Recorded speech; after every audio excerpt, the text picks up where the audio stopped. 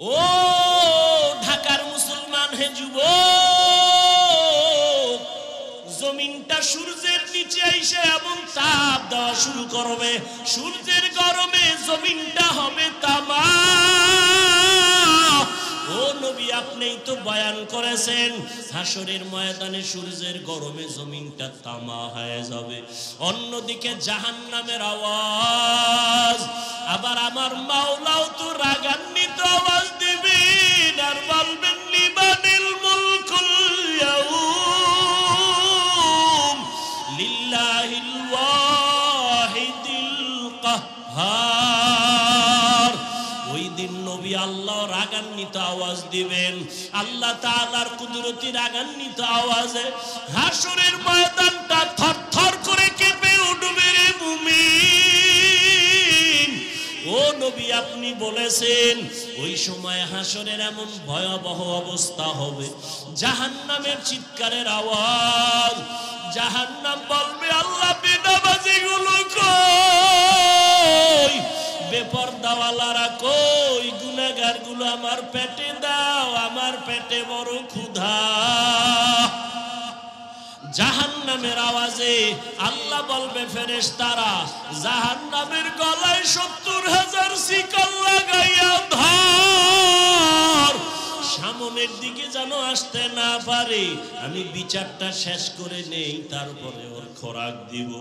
জাহান্নামকে ধৈর্যই রাখতে পারে না। এমন এক অবস্থা, রহমতের নবীও কান্না শুরু করবেন, আল্লাহ জাহান্নামের ফিরাও, আমার একটা উম্মতেরও যেন ধরতে না পারে। আমার উম্মতের যদি জাহান্নাম খাইয়াই ফেলায়, আমি জান্নাতের দরওয়াজায় যাব না। তখন আবার আল্লাহ ফেরেশতাকে ডাকবে, আল্লাহ কুদরতের হাতে একটু পানি দিয়া বলবে, জাহান্নামের গায়ে পানিটা ছিটাইয়া দাও। ছিটাইয়া দেওয়া মাত্র জাহান্নাম দ্রুত গতিতে পেছন দিকে ভাগতে থাকবে। ফেরেশতারা বলবেন, আল্লাহ ৭০,০০০ শিকল লাগাইয়া যেই জাহান্নামকে ধরে রাখতে পারলাম না, এমনকি বরকতের পানি দিলা, একটু পানি দেওয়া মাত্র জাহান্নামের এমন দৌড় পেছন দিকে ভাগা শুরু হয়ে গেল। ও আল্লাহ, এটা কোন বরকতের পানি? এটা কি হাউজে কাউসারের পানি, নাকি আবে হায়াতের পানি, নাকি দুনিয়ার কোন সমুদ্রের পানি, নাকি জমজমের পানি, নাকি এটা বৃষ্টির বরকতি পানি?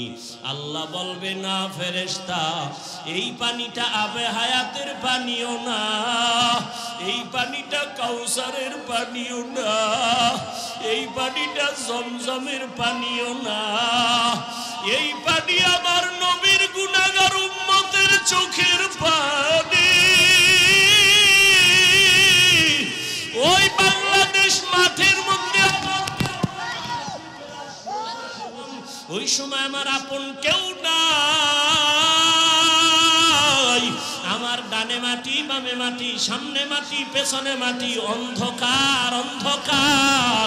ওই সময় আমি দেখলাম একজন আমার আপন, তিনি একমাত্র আমার মালিক, আমার আল্লাহ রব্বুল আলামিন। আমার আল্লাহর মোহাব্বত অন্তরে জমা হয়ে গেছে। ও আল্লাহর বান্দা, যে টাকার পাগল যে টাকার পেছনে দৌড়ায়, যে ক্ষমতার পাগল সে ক্ষমতার পেছনে দৌড়ায়, যে নারীর পাগল সে নারীর পেছনে দৌড়ায়, যে গাড়ির পাগল সে গাড়ির পেছনে দৌড়ায়, আর যারা আমার মালিকের পাগল, ওই মাওলার পাগলগুলো খালি তালাশ করে আমার মালিক, আমার মালিক। আমি বাড়ি পাইছি, গাড়ি পাইছি, টাকা পাইছি, কিন্তু আমার মালিকের তো আমি পাইলাম না।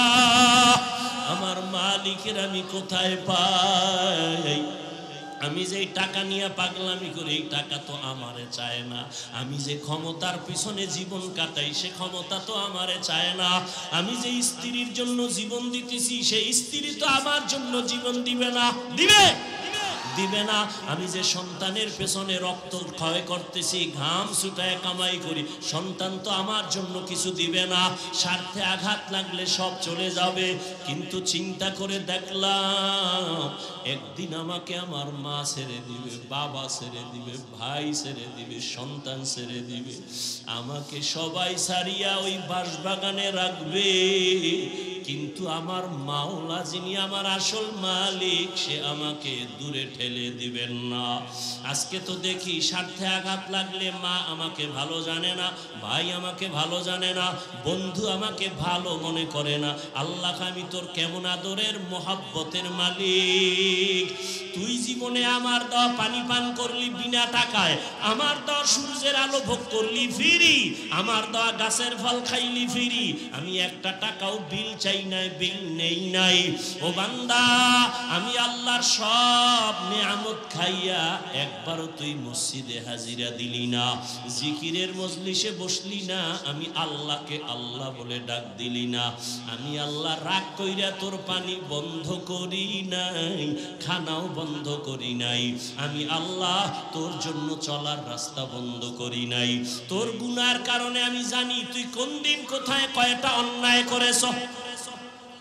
অন্ধকারে মোবাইল নিয়ে গুনাহ করেছো, আমি আল্লাহ সব তাকাইয়া তাকাইয়া দেখেছি।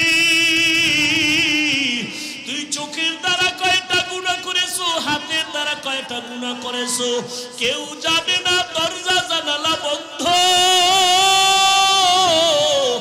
আমার রহমতের দরজা তো বন্ধ নাই। আমি আল্লাহ রাগ করে পানিও বন্ধ করি নাই, সম্মানের চেয়ার থেকেও ফালাইয়া দেই নাই, বরং আমি এত মায়া নিয়ে তোরে ডাকছি, আয় আয় আয়। আমার রহমতের দরজা ছাড়িয়া তুই কোথায় যাও? ওরে বান্দা, আমার দরজা ছাড়া তুই যেদিকেই যাবি সেদিকেই তো জাহান্নামের আগুন। ওই জাহান্নামের আগুন তো সহ্য করতে পারবি না। রে বান্দা, ফিরিয়া আয় আয়। যদি একবার ফিরিয়া আইসা একবার আল্লাহ বলি আমাকে ডাক দাও, তোর জীবনের সব গুনাহ আমি মাফ করে দিব। ইয়া ইলাহি মুঝসে মুঝকো দূর কর, ताके देखो मुझ में तुझको एक नजर। या इलाही तू मेरा माबूद है, या इलाही तू मेरा माशूक है। जमीনের মধ্যে শ্রেষ্ঠ হবে একদল উলামা। এই কথাটা সেকেন্ডের মধ্যে বিবেক ধরে ফেলেছে, ঠিকই সত্য কথা। কারণ যে আলেম পাঁচ বেলার নামাজ পড়ে ওযু বানায়, গালি দেয় না, বাম হাতে কিছু খায় না, পান করে না, এই মানুষটাই তো ভালো হবে। আর কে হবে? মেনে নিলাম, অন্তর কবুল করেছি, সব থেকে দামি উলামা হবে। কারণ তাদের কাছে কোরআনের আলো আছে, আমার কাছে কোরআনের আলো নাই। তাদের কাছে সুন্নতের আলো আছে, আমার কাছে আলো নাই। আলেম এমন এক দামি সম্পদ,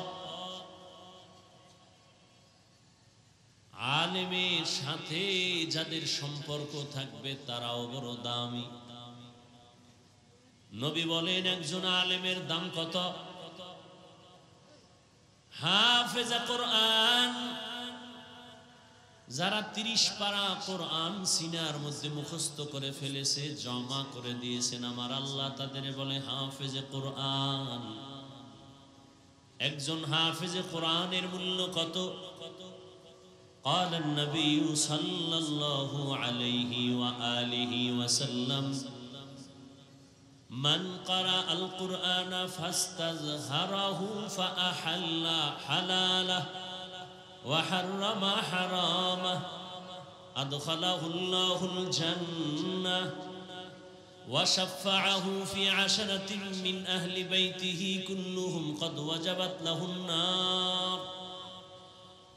রহমতের নবী বলেন যে কোরআন পড়লো, হালাল অনুযায়ী গ্রহণ করলো, হারামটাকে বর্জন করলো, এমন একজন হাফেজে কোরআন কিয়ামতের দিন তার আপন আত্মীয় স্বজন থেকে 10 জন জাহান্নামী, যাদের জন্য জাহান্নাম ওয়াজিব, আল্লাহ বলবেন তুই আমার কোরআন হেফাজত করেছো, আজকে তোকে পাওয়ার দিলাম, আরো 10টা জাহান্নামীকে সুপারিশ কর, আমি তোমার সাথেই তাদেরকে জান্নাত দিয়ে দিব। এ হলো একজন হাফেজে কোরআন। আর যে আলেমে কোরআন,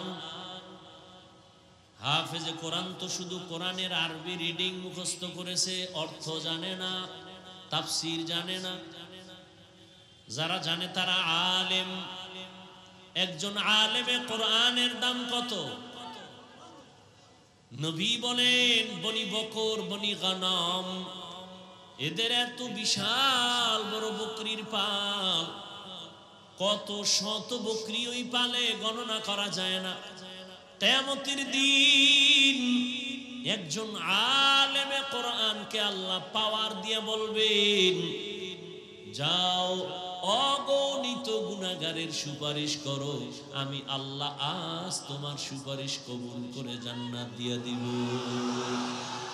আতিনা ফি দারে দুনিয়া না হাসান, আতিনা ফি দারে উকবা না হাসান, ইয়া গিয়াসাল মুস্তাগীসিন ইহদিনা লিফতিখারা বিল উলুমে ওয়াল গিনা, হর গড়ি দে নেকো তু তৈয়ার হ্যায়, জো না মাঙ্গে উসসে তু বেজার হ্যায়। এতক্ষণ যত সুনাম গাইলাম, ওলামা তারা কারা ভুলে গেছেন? 1 মিনিট। উলামায়ে আহলে হক, রহমতের নবী বলেন এই দুনিয়ায় এত বড় ভালো উলামা, এদের থেকে ভালো মানুষ আর জমিনে নাই। এরা কত ভালো বলে, এরা আমি মুহাম্মদ সহ সমস্ত আম্বিয়ায়ে কেরামের ওয়ারিস। আল উলামা ওয়ারাসাতুল আম্বিয়া, উলামায়ে আহলে হক আল্লাহর নবীদের ওয়ারিস। আল্লাহ এদেরকে অনেক সম্মান দিয়েছেন। রহমতের নবী ভিন্ন হাদিসে বলেন, কোন মানুষ যখন উলামায়ে আহলে হকের মোলাকাতে ঘর থেকে বের হয়, প্রত্যেকের সাথে আমার আল্লাহ 70,000 রহমতের ফেরেশতা দিয়ে একটা কাফেলা বানায় দেয়। আলেমের কাছে যাও, ওর সাথে আমি মাওলার গভীর সম্পর্ক আছে। ইলমেরা এজাজু করদন বেহিসাব, খলকেরা দাদন জওয়াবে বাসওয়াব, হক না দারাত দোস্তে খলকা জারেরা, নিস্তে ই খসলত একে দিন দারেরা। খারাপ লাগে? কয় হুজুর বয়ান করেন, ফার্সি কবিতা টবিতা কি কেউ বুঝে? এগুলো না বললে হয় না। এরকম ছিদ্রান্বেষণকারী বন্ধু আছে না নাই? তাহলে এখানে তো কোরআনের আরবিও বুঝে না বহু মানুষ, তাহলে কি কোরআনের আয়াত পড়াও বাদ দিব? হ্যাঁ, দ্বীনের প্রত্যেকটা কথা তুমি বুঝো আর না বুঝো, কানের মধ্যে আওয়াজ যাবে, এর মধ্যে একটা বরকত আছে, দিলের বড় একটা তাসাল্লি আছে। আর এই কথাগুলো তো আমি ব্যক্তি না পাক, ব্যক্তির না, সরকার একটা ঘোষণা দিছে। এখন তো রেডিও আছে, টিভি আছে, সেন্টার আছে, সাংবাদিক আছে, পত্রিকা আছে। এমন একটা সময় এদেশের কোন কঠিন ঘোষণা যদি হতো, গ্রামে জানায় দিত, তারা টিন পিটায় পিটায় চৌকিদারেরা বলতো এই ঘোষণা দিলাম, সবাই মানো। ঠিক নেই? চৌকিদার ঘোষণা দেয় রাত্র ৮টার পরে কোনো দোকান যেন খোলা না থাকে, মানুষ যেন বাহিরে হাঁটাচলা না করে, জালেম আর সন্ত্রাসীদের উৎপাত বেড়ে গেছে। এখন কোন নেতা কোন মাস্তান যদি বলে তোর মতো ফকিন্নি চৌকিদারের কথা আমি কেন শুনবো, তোর কথা শোনার আমার সময় নাই বলিয়া যদি চৌকিদারের উপরে খেপে যায়, মারে, আঘাত করে, সাথে সাথে সরকারবাদী মামলা হয়ে যাবে। বলবে সরকার কেন মামলা দিবে, আমি তো চৌকিদারকে ধমক দিছি। না, কথাটা চৌকিদারের না, কথা সরকার প্রধানের, কিন্তু স্পিকার বানাইছে চৌকিদারের স্পিকার। কথা বলতেছি আমি, স্পিকার থেকে কথা বের হয়, যদিও কথা আমি একটা স্পিকার থেকে বের করছি, কিন্তু কথাটা আমার না। আমার আল্লাহ বলেছেন, রহমতের নবী বলেছেন, রহমতের নবীর কথাই চলতেছে, স্পিকার হইয়া এক এক আলেমের জবান থেকে বের হচ্ছে। অতএব কথা আমি গরিব মানুষ বলি, নগণ্য গোলাম বলি, কথা তো নগণ্য না, কথা আমার আল্লাহর কথা, রহমতের নবীর। যে নবীর চেহারার দিকে একটা নজর দিলে জাহান্নামের আগুন হারাম, যে নবীর চেহারা মোবারকে একটা মোহাব্বতের নজর দিলে পেটের ক্ষুধা থাকে না। কেমন আমার মায়ার নবী, যে নবী রাস্তা দিয়া হাঁটতেছেন, গাছের দুই পার্শ্বের গাছ নত হয়ে নবীরে সালাম জানায়। নবী যেখানে কদম দেন মাটির উপরে, ওখান থেকে নবী চলে গেছেন, কিন্তু দীর্ঘদিন ওখান থেকে মিশকের ঘ্রাণ।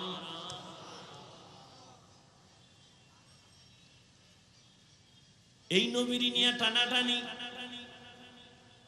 নবীজির ঘাম থেকে মিশকের ঘ্রাণ।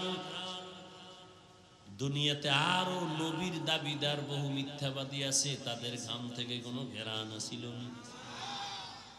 তারা যদি এত দামি হয় তো এই নবী দাবি কইরা বাথরুমে মরে কেন? ভালো, এই জন্য हकीकत से तू दुनिया बेखबर है, दुनिया की नुमाइश पर नजर है, नबी नमी गोयम के अज दुनिया जुदा बाश बहर कारे के बाशी बा खुदा बाश।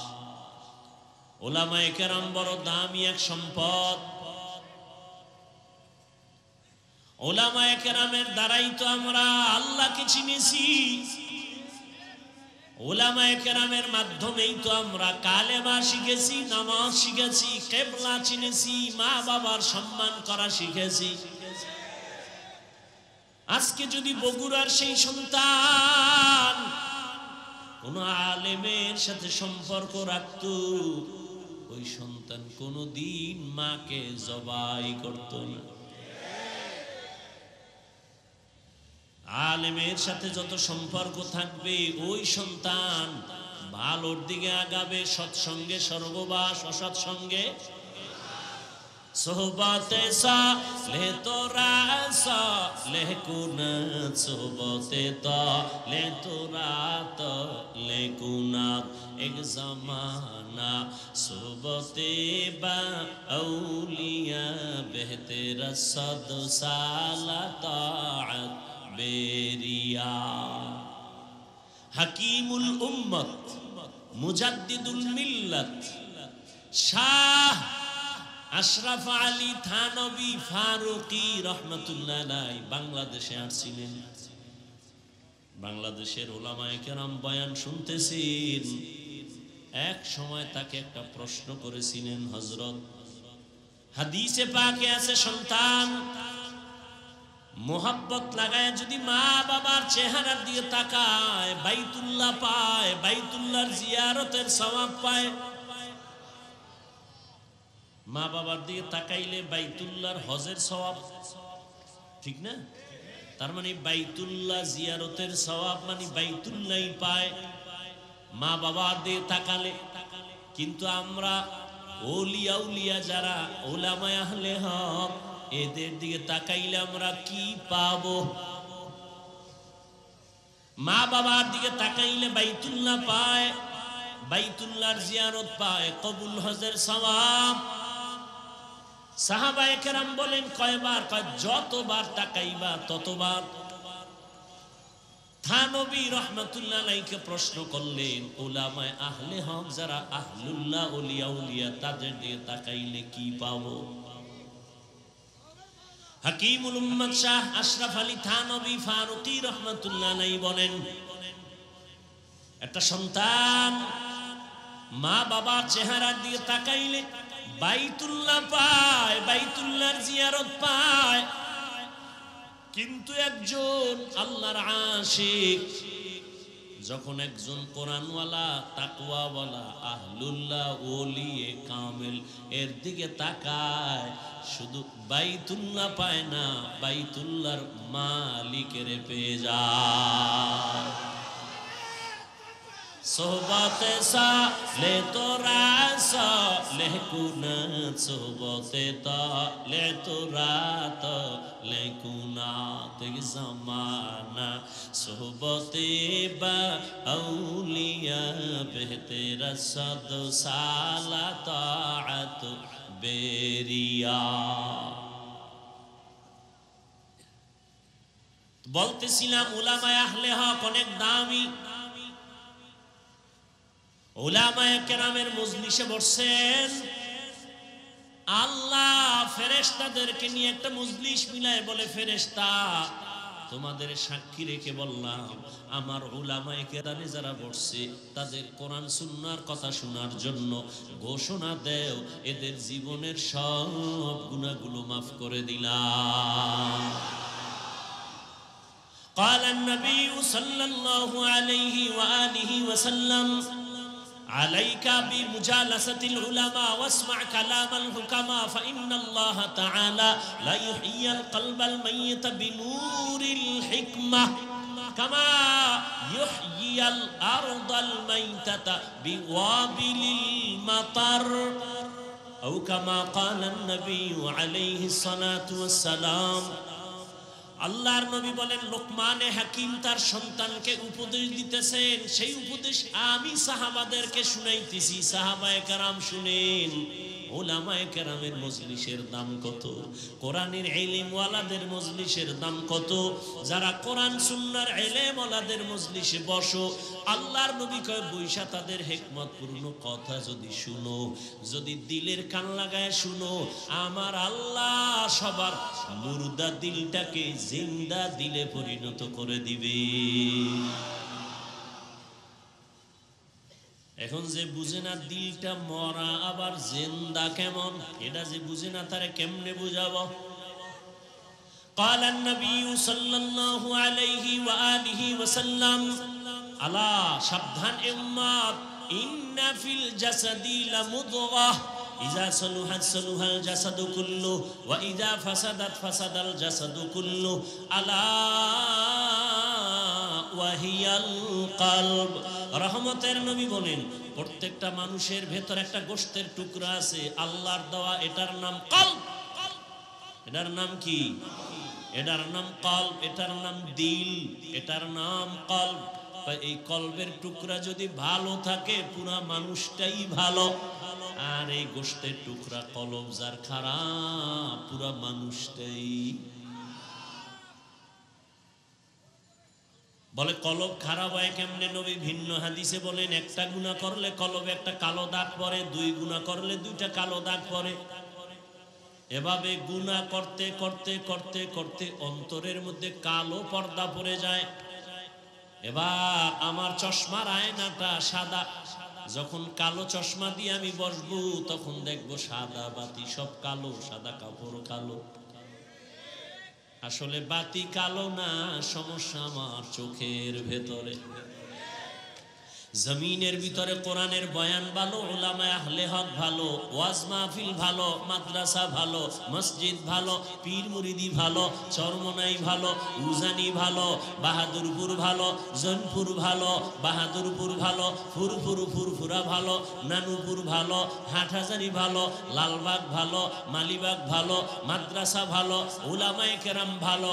যারা বলে ভালো না ভালো না ভালো না, আসলে ওদের কলব বড় খারাপ।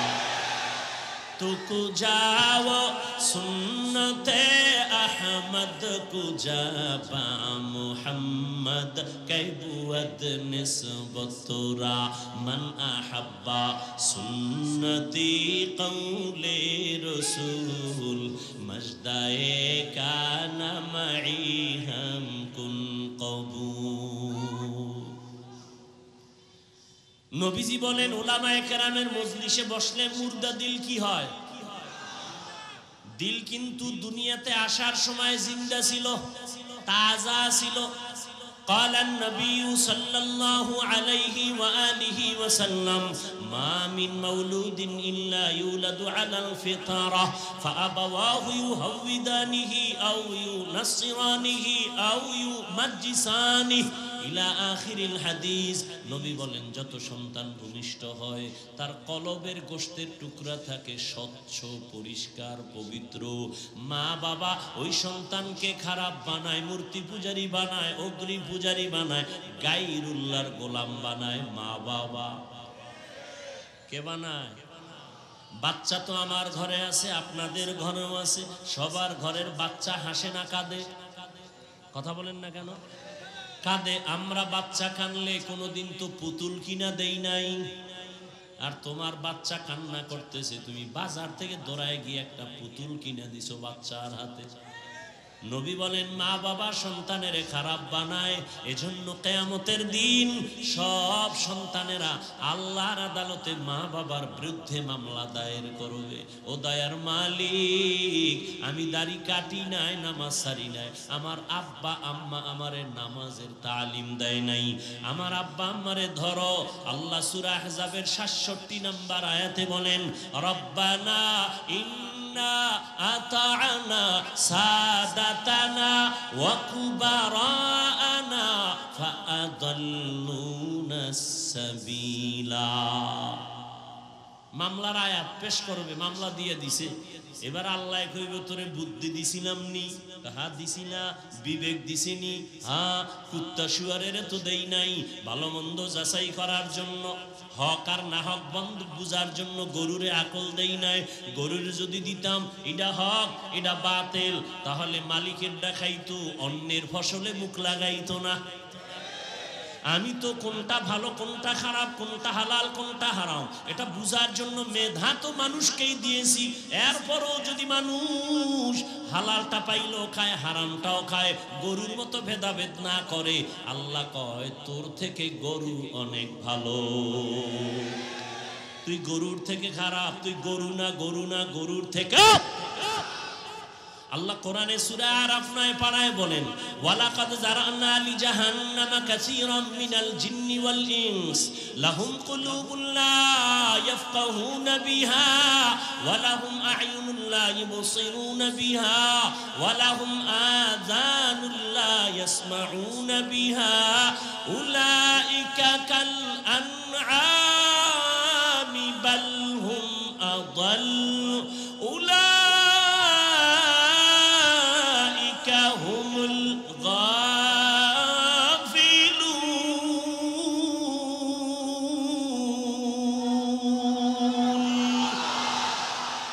কালামে জিন্দা কুরআনে হাকিম হিকমতে উলা ইয়াজালসতু কাদিম। আল্লাহ বলেন অধিকাংশ মানুষেরা জাহান্নামে যাবে। কম না বেশি? অধিকাংশ মানুষ জাহান্নামে যাবে। কেন? আমি আল্লাহ এদের কলব দিছি ফিকির করার জন্য, গবেষণা করার জন্য, গবেষণা করে না। আমি আল্লাহ এদের চক্ষু দিছি দেখার জন্য, দেখে না। আমি আল্লাহ এদের কান দিছি শোনার জন্য, শুনে না। তাহলে কি চশমা দিয়ে আটকায়? কয় না, যা শুনতে বলছি তা শুনে না। আমি কান দিছি কোরআনের আওয়াজ শুনবি, মা বাবার আওয়াজ শুনবি, আজানের আওয়াজ শুনে মসজিদে যাবি। আমি আল্লাহ চক্ষু দিলাম, মা বাবার চেহারা দেখবি সওয়াব। চক্ষু দিলাম, আল্লাহর কোরআন দেখবি সওয়াব, বাইতুল্লাহ দেখবি সওয়াব, উলামায়ে আহলে হক দেখবি সওয়াব, আল্লাহর বানানো আসমান দেখবি সওয়াব। আর আল্লাহর মোহব্বত নিয়ে আল্লাহরে সেজদা দিবি সওয়াব। বান্দা তুই চোখ দিয়া সারা রাত মোবাইলের দিকে তাকাইয়া কবিরা গুনাহ, কবিরা গুনাহ, কবিরা গুনাহ করো। আল্লাহ কয় উলাইকা কাল আনআম, এটা চতুষ্পদ জানোয়ারের মতো। কয় বালহুম আদল, না না, তার থেকেও খারাপ। উলামায়ে কেরামের মজলিসে বসলে দিল কি হয়? জিন্দা হয়। কেমন জিন্দা? নবী উদাহরণ দেয়, কামা ইউহইয়াল আরদাল মাইতাতা বিওয়াবিলিল মাতার। যেমনি ভাবে সূর্যের গরম তাপে জমিনটা শুকাইয়া ফেটে যায়, লাঙ্গল চলে না, ট্রাক্টর চলে না, চাষাবাদ চলে না, ফসল উৎপাদনের ক্ষমতা থাকে না, ঠিক ওই জমিনের মধ্যে আমি আল্লাহ মুহূর্তে রহমতের বৃষ্টি দিয়া নরম বানায় দেই। যেই জমিন এতক্ষণ একটু আগে লাঙ্গল চলে নাই, চাষাবাদ চলে নাই, ফসল হয় নাই, বৃষ্টির পানি বয়ে জমিন পুরা তাজা হয়ে গেছে। এখন ফসল উৎপাদন হয়, এখন চাষাবাদ চলে, লাঙ্গল চলে, ট্রাক্টর চলে। ওরে আল্লাহর গোলাম, আমি তোরে দুনিয়ায় তো একটা সুন্দর পবিত্র অবস্থায় তোমার দুনিয়ায় পাঠাইছিলাম। এখন তুমি গুনাহ করে করে, হাতের গুনাহ, চোখের গুনাহ, কানের গুনাহ, অন্তরের গুনাহ, গীবত শিকায়াতের গুনাহ, মিথ্যা কথার গুনাহ, অন্যের হক নষ্ট করার গুনাহ, জুলুম করার গুনাহ, মা বাবার সাথে বেয়াদবির গুনাহ, ওলামায়ে কেরামের সাথে বেয়াদবির গুনাহ। এই গুনাহ করে করে তোমার কলবটা ওই সূর্যের তাপের মতো মাটি যেরকম ফেটে যায়, তোমার অন্তরটা ভেঙ্গে ভেঙ্গে টুকরা টুকরা হয়ে গেছে। এখন নামাজের ফসল উৎপাদন হয় না, রোজার ফসল উৎপাদন হয় না, জিকিরের ফসল কলব গ্রহণ করতে চায় না, জিকির গ্রহণ করতে চায় না, পাগড়ি নামের ফসল তোমার অন্তর কবুল করতে চায় না, মেসওয়াকের আমল তোমার অন্তর কবুল করতে চায় না। আখিরাতের চাষাবাদের জন্য কলব এখন দুর্বল। তাই আলেমদের মজলিসে যদি অন্তরকে দুর্বল করে বসো, আমি আল্লাহ কুদরতে রহমতের বৃষ্টি যখন বর্ষণ করব, সিনার মধ্যে গিয়া ধাক্কা লাগতে থাকবে, ধাক্কা লাগতে থাকবে, ধাক্কা লাগতে থাকবে। একজনের সিনায় যখন রহমত আসবে, ওখান থেকে আর একজনের সিনায় লাগবে, আর একজনের সিনায় লাগবে, লাগতে লাগতে লাগতে লাগতে অন্তরটা কেমন যেন তাজা তাজা এক ভাব। এতক্ষণ প্যান্ডেলে ঢুকার আগে ছেলের চিন্তা, মেয়ের চিন্তা, বাড়ির চিন্তা, গাড়ির চিন্তা, ক্ষমতার চেয়ার গেল কই, টাকা গেল কই, বাড়ি গেল কই। কিন্তু এখানে আসার পরে কেমন যেন ছেলে মেয়ের চিন্তা নাই, বাড়ির চিন্তা নাই, ঘরের চিন্তা নাই। এখন আর এক চিন্তা ঢুকছে, আমারে কে দুনিয়ায় পাঠাইছেন, আমার এত সুন্দর কণ্ঠ কে দিয়েছেন, আমারে টাকার মালিক কে বানাইলেন, আমাকে সুন্দর সম্মানের জায়গায় কে বসাইলেন, কে আমাকে এত সুন্দর চেহারা দান করলেন, এমন সুন্দর আসমান কে বানাইলেন, এমন সুন্দর দুটো চোখ কে বানাইলেন, এমন সুন্দর দুটো হাত কে বানাইলেন। তারে খুঁজতেছে, অন্তরে পাগল হয়ে গেছে, সে কে, সে কে, খুঁজতে খুঁজতে খুঁজতে খুঁজতে একটা তামান্না অন্তরে তৈরি হয়ে গেছে। এইবার এমন পাগলামি শুরু করছে, আমার মাওলারে তো আমি না নিয়ে আর যাব না, আমার ছেলে আজ আছে কাল থাকবে না, আমার মা আছে থাকবে না, ভাই আছে থাকবে না, কই বিল্ডিং ওয়ালা পড়ে আছে, বিল্ডিং ওয়ালা পালায়ে গেছে, টাকাওয়ালার টাকা পড়ে আছে, টাকাওয়ালা পালায়ে গেছে। তাহলে টাকা থাকবে না, বাড়ি থাকবে না, গাড়ি থাকবে না, এক সময় তো আমার একা হয়ে যেতে হবে। ওই সময় তো চিন্তা করে দেখলাম, ওই সময় আমার আপন কেউ না, আমার ডানে মাটি বামে মাটি সামনে মাটি পেছনে মাটি অন্ধকার অন্ধকার। ওই সময় আমি দেখলাম একজন আমার আপন, তিনি একমাত্র আমার মালিক, আমার আল্লাহ রব্বুল আলামিন। আমার আল্লাহর মোহাব্বত অন্তরে জমা হয়ে গেছে। ও আল্লাহর বান্দা, যে টাকার পাগল যে টাকার পেছনে দৌড়ায়, যে ক্ষমতার পাগল সে ক্ষমতার পেছনে দৌড়ায়, যে নারীর পাগল সে নারীর পেছনে দৌড়ায়, যে গাড়ির পাগল সে গাড়ির পেছনে দৌড়ায়, আর যারা আমার মালিকের পাগল, ওই মাওলার পাগলগুলো খালি তালাশ করে আমার মালিক, আমার মালিক। আমি বাড়ি পাইছি, গাড়ি পাইছি, টাকা পাইছি, কিন্তু আমার মালিকের তো আমি পাইলাম না। আমার মালিকের আমি কোথায় পাই? আমি যে টাকা নিয়ে পাগলামি করি, এই টাকা তো আমারে চায় না। আমি যে ক্ষমতার পিছনে জীবন কাটাই, সে ক্ষমতা তো আমারে চায় না। আমি যে স্ত্রীর জন্য জীবন দিতেছি, সেই স্ত্রী তো আমার জন্য জীবন দিবে না, দিবে দিবে না। আমি যে সন্তানের পেছনে রক্ত ক্ষয় করতেছি, ঘাম ছুটায় কামাই করি, সন্তান তো আমার জন্য কিছু দিবে না। স্বার্থে আঘাত লাগলে সব চলে যাবে, কিন্তু চিন্তা করে দেখলাম একদিন আমাকে আমার মা ছেড়ে দিবে, বাবা ছেড়ে দিবে, ভাই ছেড়ে দিবে, সন্তান ছেড়ে দিবে। আমাকে সবাই ছাড়িয়া ওই বাঁশবাগানে রাখবে, কিন্তু আমার মাওলা যিনি আমার আসল মালিক, সে আমাকে দূরে ঠেলে দিবেন না। আজকে তো দেখি স্বার্থে আঘাত লাগলে মা আমাকে ভালো জানে না, ভাই আমাকে ভালো জানে না, বন্ধু আমাকে ভালো মনে করে না। আল্লাহ, আমি তোর কেমন আদরের মোহাব্বতের মালিক। তুই জীবনে আমার দেওয়া পানি পান করলি বিনা টাকায়, আমার দেওয়া সূর্যের আলো ভোগ করলি ফ্রি, আমার দেওয়া গাছের ফল খাইলি ফ্রি। আমি একটা টাকাও বিল চাই নাই, বিল নেই নাই। ও বান্দা, আমি আল্লাহর সব নেয়ামত খাইয়া একবারও তুই মসজিদে হাজিরা দিলি না, জিকিরের মজলিসে বসলি না, আমি আল্লাহকে আল্লাহ বলে ডাক দিলি না। আমি আল্লাহ রাগ কইরা তোর পানি বন্ধ করি নাই, খানাও বন্ধ করি নাই। আমি আল্লাহ তোর জন্য চলার রাস্তা বন্ধ করি নাই। তোর গুনার কারণে আমি জানি তুই কোন দিন কোথায় কয়টা অন্যায় করেছ। অন্ধকারে মোবাইল নিয়ে গুনাহ করেছো, আমি আল্লাহ সব তাকাইয়া তাকাইয়া দেখেছি। তুই চোখের দ্বারা কয়টা গুনাহ করেছো, হাতের দ্বারা কয়টা গুনাহ করেছো, কেউ জানে না। দরজা জানালা বন্ধ, আমার রহমতের দরজা তো বন্ধ নাই। আমি আল্লাহ রাগ করে পানিও বন্ধ করি নাই, সম্মানের চেয়ার থেকেও ফালাইয়া দেই নাই, বরং আমি এত মায়া নিয়ে তোরে ডাকছি, আয় আয় আয়। আমার রহমতের দরজা ছাড়িয়া তুই কোথায় যাও?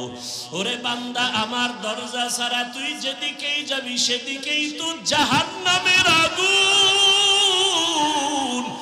ওই জাহান্নামের আগুন তো সহ্য করতে পারবি না। রে বান্দা, ফিরিয়া আয় আয়। যদি একবার ফিরিয়া আইসা একবার আল্লাহ বলি আমাকে ডাক দেও, তোর জীবনের সব গুনাহ আমি মাফ করে দিব।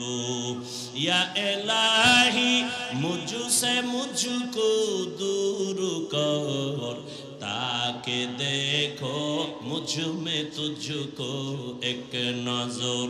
ইয়া ইলাহি তু মেরা মাবুদ হ্যায়, ইয়া ইলাহি তু মেরা মাশুক হে। আল্লাহ পাক চান না তার আদরের কোন গোলাম জাহান্নামে যাবে। আল্লাহ বড় মায়া কইরা বানাইছেন তো, এই জন্য আল্লাহ এক সেকেন্ডের জন্য চান না তার বানানো কোনো আদরের গোলাম জাহান্নামে যাবে। এলাকায় একজন আল্লাহর ওলি আসছেন, মানুষ দোয়ার জন্য লাইন দিছে। খবর শুই না সনাতন ধর্মের একটা যুবক হিন্দু ছেলেও দেখা করতে গেছে, দোয়া নিবে। আল্লাহর ওলির সামনে গিয়া যখন দাঁড়ায় গেল সুদর্শন ছেলেটা, হুজুরে হাত বাড়ায় দিছে সালাম। হিন্দু ছেলে সালাম পারে না, মোটামুটি বলছে, আর কয় হুজুর দোয়া করবেন, আমি হিন্দু ধর্মের ছেলে। হুজুর এই কথা শুনে হাতটা চাপ দিয়া ধরছে, আর ছাড়ে না। দইরা যুবকের চেহারা দিয়ে তাকায়া, এক ধ্যানে তাকায়া, চোখের পানিগুলো গাল বেয়ে বেয়ে পড়ে। হিন্দু যুবক ছেলেটার অন্তরে ভয়, না জানি কোনো বেয়াদবি হয়ে গেল। হুজুর আমারে মাফ করেন, আমি কোনো বেয়াদবি করছি নি? কয় না বাবা, কোনো বেয়াদবি করো নাই। তো কাঁদেন কেন? বলে আল্লাহর কুদরত দেখা কাঁদতেছি। বলে হুজুর কি কুদরত? বলে এত সুন্দর চেহারা তোমারে যেই মাওলায় দিছে, ওই মাওলায় তোমারে আবার কেমনে জাহান্নামের আগুনে জ্বালাইবে। ইনজেকশনটা দিয়া দিয়া কয় যা। আল্লাহওয়ালাদের প্রত্যেকটা কথার মধ্যে বরকত। এক ইনজেকশন দিয়া দিছে, যায় এবার বাড়ি যায়। কিন্তু যুবকের অন্তরের মধ্যে ধাক্কা লাইগা গেছে, কইল কি আমারে হুজুরে? বাড়ি যাইয়া একা একা চিন্তা করতে করতে পাগলের মতো, আসলেই তো, আরে জাহান্নাম কেন? আমি মরার পরে তো আমারে কবরে যাওয়ার আগেই তো আগুন লাগাবে না। এত সুন্দর চেহারা আমি আগুনে জ্বালাইতে চাই না। একটা দৌড় মারিয়া আবার আল্লাহওয়ালার দরবারে গিয়া হাজির। আল্লাহর ওলি কয় হুজুর দয়া করে আমারে মাফ করে দেন, আর আমারে তওবা পড়ায়া দেন, কালেমার রশি আমার গলায় লাগায়া দেন। আমি আর জাহান্নামের পথে এক সেকেন্ডের জন্য চলতে চাই না। আরে আমি তো মরলেই দুনিয়াতে আমার মুখে আগুন দিয়া দিবে। আমি দুনিয়ার আগুনও চাই না, জাহান্নামের আগুনও জ্বলতে চাই না। হুজুর আমাকে তওবা পড়ায়া কালেমাওয়ালা মুসলমান বানায়া দেয়। উলামায়ে আহলে হকের মজলিসে বসার দ্বারা মানুষের মরা দিল জিন্দা হয়ে যায়। এই জন্যই তো বলি, যারা বলে আমরা ওলিয়া উলিয়া মানি না, উলামায়ে কেরাম চাই না, ওরা বাতিল, ওরা ধোঁকাবাজ, ওদের দুনিয়াও বরবাদ, আখিরাতও বরবাদ। এই যারা দুনিয়া দুনিয়া জিকির করে, আল্লাহর জাত ও সিফাতের কসম, যারা নামাজে দাঁড়াইয়াও দুনিয়া, দোকান, সক্ষমতা, এই সেই, আমি তো হিসাব পরিপূর্ণ করে দেখছি, ওরা দুনিয়াও পায় না, আখিরাতও না। এ দুনিয়া দুনিয়া দুনিয়া কইরা কইরা পালাইছে, জুতা নেওয়ার টাইম নেই, পাইছে দুনিয়া। তো এই ক্ষমতার লাভ কি যে পলাইতে হবে? এই ক্ষমতার পিছনে দৌড়ায় লাভ কি যে ফুলের মালার পরে জুতার মালা? এই 10 তলা বিল্ডিং এর বাহাদুরি করে লাভ কি যে বিল্ডিং এ ঘুমানের কপাল হবে না? ওই কোটি কোটি টাকা ব্যাংকে রেখে লাভ কি যে টাকা আমি ভোগ করতে পারবো না? তাহলে দুনিয়া দুনিয়া কইরা না পাইলো দুনিয়া, না পাইলো আখিরাত। আর যারা আখিরাত আখিরাত করে, এরা ইনশাআল্লাহ আখিরাত তো পাবেই, দুনিয়ায় যা পাবে বোনাস। আমরা আখিরাত আখিরাত কইরা চলতে গিয়া কি না খাইয়া মইরা গেছি। মহামারী করোনায় চাকরি নাই, ব্যবসা নাই, দোকান বন্ধ, চাকরি বন্ধ, ট্রেন বন্ধ, ব্যবসা বন্ধ, ফ্যাক্টরি বন্ধ, সব স্কুল কলেজগুলো বন্ধ। কিন্তু খবর নিছেননি, কোরআনের একটা মাদ্রাসাও বন্ধ হয় নাই। বন্ধ হইছে? কোন হুজুর কি না খাইয়া ঢাকার শহরে ভিক্ষা করেছে? কষ্টে যদিও জীবন কাটাইছে, কিন্তু গভীর রজনীতে আমার মাওলার সাথে কথা বলছে। অতিও গভীর হয় রজনী যখন, নীরবে প্রভুর নাম জপিও তখন। প্রভুর করুণা যদি পাইবারে চাও, গভীর রাতে উঠে প্রভুর গুণগান গাও। আমার আল্লাহ চান না কেউ জাহান্নামে যাবে, এক সেকেন্ডের জন্য চান না। কিন্তু এটাও সত্য, কোন মুমিন ছাড়া কোন বেঈমান জান্নাতে যাবে না। আল্লাহ কাউকে জাহান্নামে দিতে চান না, এই জন্যই তো সবার নামে জান্নাতে বাড়ি লেখা আছে। দ্বিতীয়ত তওবার দরজা খোলা। কেন কয় তুই জীবন ভর গুনাহ করছো, 50 বছর লাগাইয়া গুনাহ করে করে পাহাড় বানাইছো, আর আমার কাছে যদি একবার বলো মাফ করে দাও, তোর 50 বছরের জীবনের সব গুনাহ 1 সেকেন্ডে মাফ করে দেব। তবে আমার কাছে মাপ চাওয়া লাগবে। ইয়া আইয়ুহাল্লাযীনা আমানুস্তাঈনু বিস-সাবরি ওয়াস-সালাহ।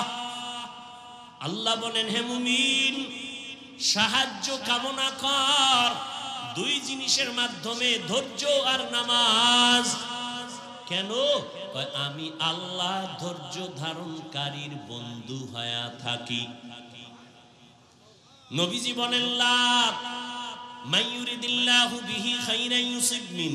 আল্লাহ যাকে বেশি আদর করেন, ভালোবাসেন, তাকে মুসিবত দিয়া পরীক্ষা নেন। আল্লাহ বেশি মায়া করছেন নবীদেরকে, তাদের পরীক্ষাও বড় কঠিন। আইয়ুব আলাইহিস সালামের কঠিন পরীক্ষা, ইউনুস নবীর কঠিন পরীক্ষা, মুসা নবীর কঠিন পরীক্ষা, ইব্রাহিম নবীর উপরে পরীক্ষা, সর্বশেষ আমার নবীর উপরে কঠিন পরীক্ষা। যেই নবী দোয়া করলে উহুদ পাহাড় স্বর্ণ বানায় দিতেন আমার আল্লাহ, সেই নবী না খাইয়া কষ্ট করে করে পেটের মধ্যে পাথর বেঁধে নবী দ্বীনের কাজ করে। যেই নবী দোয়া করলে আমার আল্লাহ উহুদ পাহাড় স্বর্ণ বানাইতেন, ওই নবীর 3 বছর পর্যন্ত শিয়াবে আবু তালিবে গৃহবন্দী কইরা রাখছে। খানা দেয় না, পানি দেয় না। মায়ার নবী গাছের পাতা সিরা সিরা চাবায়া চাবায়া পেটের ক্ষুধা নিবারণ করে। আর আমার আল্লাহর কাছে কান্না করে বলেন, আল্লাহ আমারে গরিবী হালাতে রাখিও, গরিবী হালাতে মরণ দিও, কিয়ামতের দিন গরিবদের সাথে আমারে উঠাইও। আমার নবী বলে, গরিবেরা বড় লোকের বাড়ি গাড়ি দেখে আফসোস করিস না। যদি গরিবী হালাতে আমার মাওলারে নিয়ে কবরে যাইতে পারো, আমার আল্লাহ ধনী লোকের 500 বছর আগে গরিবের জান্নাত দিয়া দিবে। বেহেশত আযা কে আজারে নবাশত কাসে রাবা কাসে কারে নবাশো। আল্লাহ বলেন, সাহায্য প্রার্থনা করো। কেন? মুমিনকে বললেন কেন জান্নাত শুধু মুমিন পাবে, কোনো বেঈমান পাবে না। মুমিনকে আল্লাহ বলেন গায়ের জোরে আগাইতে পারবা না, কারণ তুমি জন্মগত দুর্বল। ওয়া খুলিকাল ইনসানু যায়ীফা। আমি মানুষের বড় দুর্বল করে বানাইলাম। একটা পিপিলিকার কাছেও তুমি দুর্বল, একটা মশার কাছেও তুমি দুর্বল। খানার বেলায় দুর্বল, ঘুমের বেলায় দুর্বল, মেধার ক্ষেত্রে দুর্বল, দুনিয়ার লাইনে দুর্বল, ধর্মের লাইনেও তুমি দুর্বল। মনে হয় যেন তোমার মতো দুর্বল কোনো প্রাণী জমিনে নাই। পিপিলিকে যদি মেজাজ গরম করে, কোনো বনিয়াদম খানা খাইতে পারবে? মশায় যদি মেজাজ গরম করে, কোন বনিয়াদম রাতের বেলা ঘুমাইতে পারবে না। ও বান্দা, তুই এত দুর্বল, এত দুর্বল। একটা গরুর কাছে তুই কত দুর্বল। তোরে যদি একটা লাথি মারে, জীবনে 1 ফোঁটা দুধ আর নিতে পারবি না। কিন্তু মর্যাদা সবার উপরে। মর্যাদা দুর্বল না, মর্যাদা তোর ফেরেশতার থেকেও বেশি, জিনের থেকেও বেশি, সব প্রাণীর থেকে বেশি। এই জন্য শক্তিশালী বাঘ তোরে সালাম দেয়, শক্তিশালী গরুটা তোর কাছে দুর্বল হয়ে থাকে। ওর শক্তি দুর্বল না, তোর সম্মানের কারণে দুর্বল হয়ে দাঁড়ায়। তুই 20 কেজি দুধ টাইনা নিয়ে যাও, বাচ্চারে দাও না, গরুটায় কিছুই কয় না। রাগ কইরা যদি বাচ্চার মায়ের দিকে তাকাইয়া একটা লাথি মারতো, তোরে দুধ দিব না। কোনো বনিয়াদম দুধ নিতে পারতি না? না, তোর সাথে বেয়াদবি করে না। তুই যখন গরুটারে ডাক দিয়া কও দাঁড়া, দাঁড়ায়নি। এই শিক্ষিত ঢাকার মানুষ গরুডায় মানুষের কথা শুনেনি। গরুডারে যদি কয় দাঁড়া, দাঁড়ায় যায়।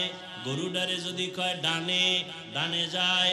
গরুকে যদি বলে বামে, বামে যায়নি। একটা গরু যদি মানুষের কথা শুনে, সাধারণ এক চাষির কথা যদি গরু যায়, চাষির কথায় যদি বামে যায়, চাষি যদি কয় দাঁড়া, গরু দাঁড়ায়। একজন আল্লাহর ওলি তাদের কথা কেন শুনবে না? এরে আল্লাহর বান্দা, দুনিয়ার সব আমাদের গোলাম, দুনিয়ার সব আমাদের গোলাম। গরু আমাদের গোলাম, বাপ কথা বলেন না কেন?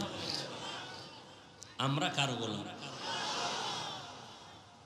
উজানির জমিনে ঘুমিয়ে আছেন কারি ইব্রাহিম রহমাতুল্লাহ আলাইহি।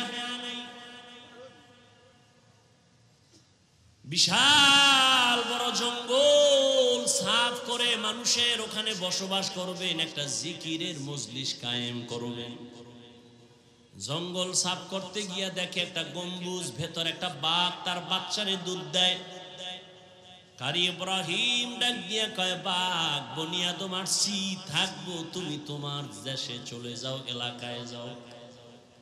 আল্লাহর ওলি কথাটা বলতে দেরি, বাঘ তার বাচ্চা কাঁধে নিয়ে দৌড় দিতে দেরি করে নাই।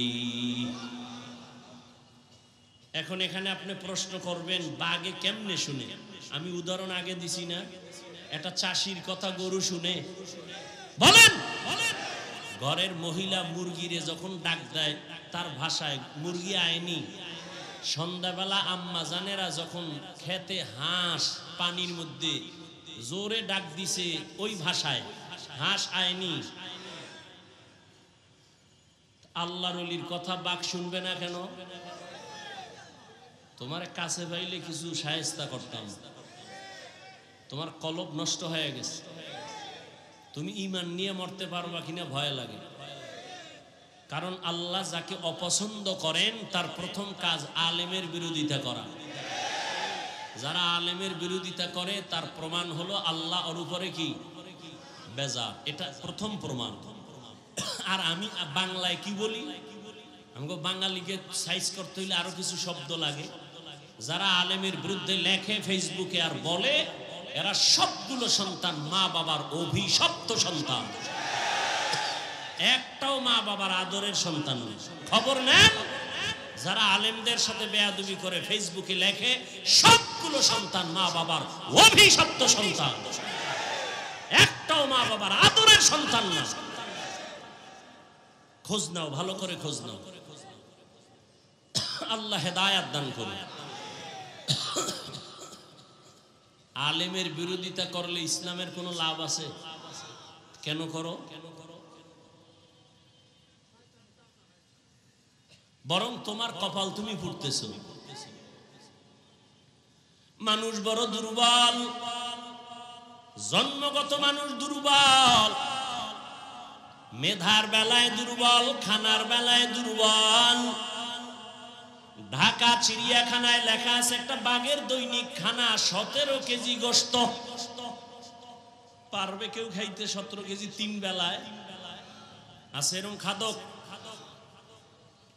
একটা বাঘ অনেক বেশি খায়। আমরা খাওয়ার বেলায় দুর্বল, ঘুমের বেলায় দুর্বল, মেধার বেলায় বড় দুর্বল, সব লাইনে আমরা দুর্বল। কয় এখন দুর্বল মানুষ যদি চলতে হয় আর একজনের সাহায্য লাগবে নি। কথা বলেন না কেন? তাহলে সবাই আমরা সৃষ্টিগত দুর্বল, মেধার বেলায় কি দুর্বল। ডাক্তার হোমিওপ্যাথিক সেও ডাক্তার, এরপরে এলোপ্যাথিক সেও কি ডাক্তার। আবার এলোপ্যাথিক ডাক্তারের মধ্যে এমবিবিএস, এফসিপিএস, এফআরসিএস, কিন্তু সব লাইনে না। একজনের নাক কান গলার ডাক্তার আছে না?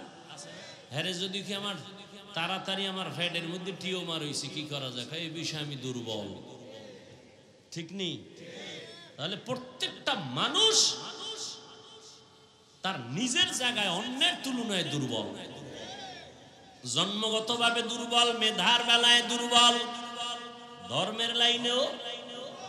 আপনারা যারা কোরআন পড়তে পারেন না, যারা কোরআন পড়তে পারে তাদের কাছে দুর্বল। আবার যারা কোরআন পড়তে পারেন, অর্থ জানেন না, যিনি অর্থ জানে তার কাছে দুর্বল। আবার আপনি অর্থ জানেন, তাফসির জানেন না, যারা তাফসির জানে তার কাছে দুর্বল। আবার আপনি কোরআনের তাফসির জানেন, ফিকহ জানেন না, ফতোয়া দিতে পারেন না, আপনি মুফতি সাহেবের কাছে দুর্বল। কি দুনিয়ার সবাই দুর্বল, এখন অন্যের সাহায্য ছাড়া চলা যাবে না। আবার জান্নাতের পথে যাব, পথটা চিনিও না, কত ভেজাল। একদিকে আমরা দুর্বল, আবার জান্নাতে যে যাব সেই পথও চিনি না। আবার সেই জান্নাতে যাওয়ার পথটার মধ্যেও ভেজাল। তিন দল শয়তান আমারে ব্যারিকেড দিয়া রাখছে, মানুষ শয়তান, জিন শয়তান, নফস শয়তান। ঠিক নেই? এতগুলো ঝামেলার মধ্যে জান্নাতের পথে আগাবো কেমনে? আল্লাহ কয় সাহায্য চাও। কয় কার কাছে সাহায্য চাইবা? যার মধ্যে তিনটা দুর্বলতা নাই। কয়টা? এক নাম্বার, যার কোনো পিছু টান নাই, পিছনে যার কোনো কি নাই। যেমন আমগো পিছু টান আছে না, সামনে আগাইলে আমার ছেলে কয় আব্বু দেও, মেয়ে বলে আব্বু দেও, বউ বলে স্বামী দাও, আম্মা জান কয় ছেলে দাও, আব্বা জানে বলে দাও। যত সামনে আগাই তত পেছনে চাই না। উজানি আমাদের এক বড় শাইখুল হাদিস ছিলেন, খুব মজা। তো ওয়াজে দাওয়াত দিছে বরকতের জন্য। তো টাইমের প্রায় 8টা, মানে টাইম যা ছিল 1-2 ঘন্টা লেট করে এরপরে গেছে। ওয়াজে উঠা রস করে, রস মজাক। কয় আমি দেরি হয়ে গেছে আসতে বাসার থেকে, আমার 8টা দেওয়ে ভাইছে। দেওভরি কই না আমরা, দেওভরি। আরে ভাই কথা বলেন। হুজুরে কয় আমারে 8টা দেয় পাইছে, দেও পাইছে, দেও ভাওনে দেরি হয়ে গেছে। আমারে কয় দেওয়ে ভাইছে। সবাই তো বুঝছে হুজুরে শাইখুল হাদিস, এরে ভরিতে ভাই, জিনে ভাই, ভূতে ভাই, দেওয়ে ভাই। হুজুরে কয় না, দেও ভাইছে মানে 8টা দেও। কি বউ কয় দেও, এই দেওয়ে আমার 5 মিনিট গেছে। ছেলে কয় দেও, এই দেওয়ে গেছে আরো 5 মিনিট। মাইয়া কয় দেও, এরকম কয় দেও। 8টা দেও দিতে দিতে আমার 1 ঘন্টা 2 ঘন্টা লেট হয়ে গেছে। তাহলে জমিনের মধ্যে এমন একজন বান্দা, আল্লাহ বলেন সাহায্য লাগবেই, সাহায্য ছাড়া চলা যাবে। তাহলে যেই সোরার ঘরের সোরা কয় আমি একা একা জান্নাতে যাব, আমার আলেম লাগে না, পীর লাগে না, ও জীবনে জান্নাত পাইব? জীবনে সম্ভব না। আমি স্পষ্ট ঘোষণা দিচ্ছি, পিছনও দিছে, আজও দেই। যারা ওলিয়া উলিয়া মানে না, ওরা বুখারী শরীফ মানে না, কোরআন শরীফ মানে না, ওরা বাতিল। ওদেরকে যারা বাতিল বলে না, তারাও বাতিল।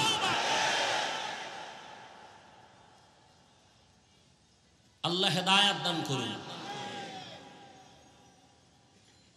এমন একজন থেকে সাহায্য চাও, সাহায্য লাগবেই লাগবে, এ কথায় সবাই একমত। এখন সাহায্য কার থেকে নিবেন এই বিষয়ে সিদ্ধান্ত নেন। যার মধ্যে 3টা দুর্বলতা নাই তার থেকে সাহায্য নিতে হবে। 1 নাম্বার দুর্বলতা, যার পেছনে টান নাই। বলেন দুনিয়াতে কোনো মানুষ আসেনি যার পিছে টান নাই? কে আছে কোন? নাই। বুঝে কথা কইেন, খালি বক বক করলি মুখ একটা আছে খালি কইয়ে ভালো। খুব হিসাব করে কথা বলতে হবে। বুঝেন না, পারেন না, চুপ থাকবেন। 2 নাম্বার দুর্বলতা, যার অভাব নাই। খুঁজে দেখেন তো একজন পিসাব পাইবেন নি যার অভাব নাই।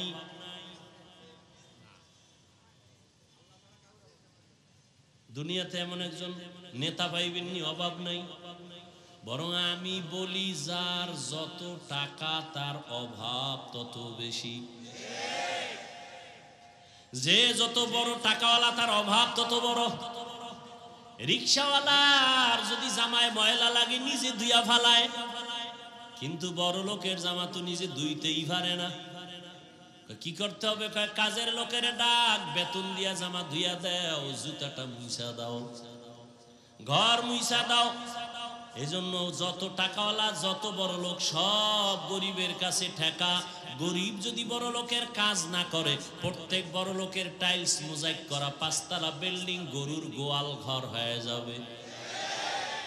অথচ এই জালেমরা কর্মচারী কাজের লোকের সাথে গরিবের সাথে জুলুম করে বেশি, ঠিক নেই? আল্লাহ হেদায়াত দান করে। তাহলে কি বুঝলাম? দুনিয়াতে অভাব ছাড়া কোনো মানুষ। 3 নাম্বার দুর্বলতা, যার কোনো স্বার্থ নাই। এবার খুঁজা দেখেন, দুনিয়াতে এমন একজন মানুষ পাইবেননি যার কোনো স্বার্থ নাই। দেখেন তো, আমি 2 জনারে পাইছিলাম, কিন্তু সোনার বাংলা এটার কোনো গ্যারান্টি নাই। একজন পাইছি আমার আব্বা, আর একজন পাইছিলাম আমার আম্মা। স্বার্থ নাই, কিন্তু সোনার বাংলা এটার গ্যারান্টি দিতে পারি না। কারণ বহু মা বাবা স্বার্থের টানে সন্তানের বিরুদ্ধে মামলা করেছে, সন্তানের জবাই করেছে। এই খবর নাই সোনার বাংলায়? আপন বাবা তার মাইয়া, আপন মাইয়াটারে হোটেলের মধ্যে ঢুকায় কয়, আজকে রাতের জন্য তুই আমার কাছে স্ত্রীর মতো। এবার বুঝেন তাহলে স্বার্থ ছাড়া কোনো মানুষ আসেনি। তাহলে কি ফলাফল হলো? জমিনের মধ্যে পিছু টান ছাড়া কোনো মানুষ নাই, অভাব ছাড়া কোনো মানুষ নাই, স্বার্থ ছাড়া কোনো মানুষ। তাহলে খোঁজেন, এই 3টা অভাব দুর্বলতার নাই, একমাত্র যাকে পাইবেন তিনি হলেন আমার। ইয়া আইয়ুহান নাস আনতুমুল ফুকারাউ ইলাল্লাহ ওয়াল্লাহু হুয়াল গানিয়্যুল হামিদ।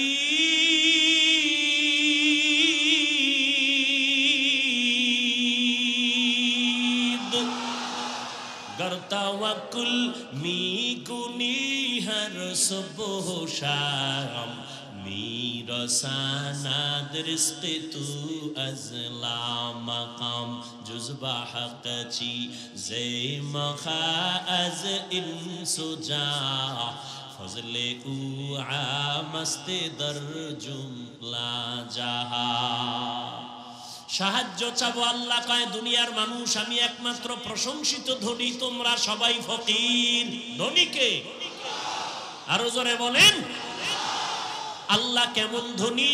বলে আমি শুধু ধনী না, প্রশংসিত ধনী। দুনিয়াতে ধনী আছে না, কিন্তু প্রশংসিত ধনী একজনও নাই। 5 লাখ টাকা মাদ্রাসায় দিয়া চায়ের দোকানে চাপাবাজি করে, মাদ্রাসা আমার, ঠিক নেই? 50,000 টাকা দিয়া মসজিদে, লাখ টাকা দিয়া কয় মসজিদ আমি বানাইছি। কয় না? কয় না? দুনিয়াতে কোনো প্রশংসিত ধনী নাই, একমাত্র প্রশংসিত ধনী আমার আল্লাহ। বলেন তাহলে সাহায্য কার কাছে? কার কাছে? ও ঢাকার মুসলমান হে যুবক, আল্লাহ বিবেক দিছে, বিবেকটা দিয়া বলো, আমার রহমতের নবীর থেকে দামি কোন নবী আসেনি? সত্য বলো। ছিল? আসবে? বলো আমার নবীর জীবনে কোনো কিছুর প্রয়োজন হইতো নি? হইতো না? কও। তাহলে নবীজি কোন মাজারে গিয়া চাইতেন? ইব্রাহিম নবীর মাজারে, মুসা নবীর মাজারে, আজমিরের মাজারে, নিজামুদ্দিন আউলিয়ার মাজারে। এই যুবকরা ভালো করে শোন, পেশগোছের কথা তো বুঝবা না রে বাবা, আমার বাংলা কিছু কথা মনে রাখো। সবাই একমত নি যে নবীর থেকে দামি কেউ এই দুনিয়ায় দরবার শরীফ আসেনি? জোরে কও। বলো মদিনার দরবার থেকে দামি দরবার নাম কি? আজমিরের দরবার মদিনার থেকে দামি। মাইজভান্ডারের দরবার, আড্রসির দরবার, দেওয়ানবাগের দরবার, চন্দ্রভাড়ার দরবার, এনায়তপুরের দরবার, খানজাহান আলীর দরবার, আমানত শাহর দরবার, তাহলে মদিনার দরবার থেকে দামি কোন দরবার? সত্য কথা না মাইনা নে বাবা, তুই মানো না মান স্বীকার কর। নবীর থেকে কোন দামি ব্যক্তি, মদিনার দরবার থেকে দামি কোন দরবার? দুনিয়াতে মাজার আসেনি? মাজার বলো, নবীজির মাজার থেকে দামি মাজার কোনটা?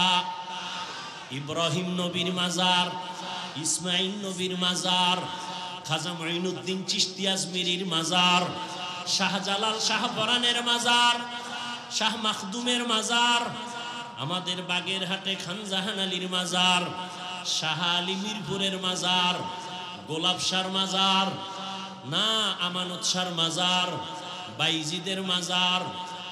একমত নি মদিনার নবীর মাজার থেকে দামি কোনো মাজার নাই? সবাই একমত?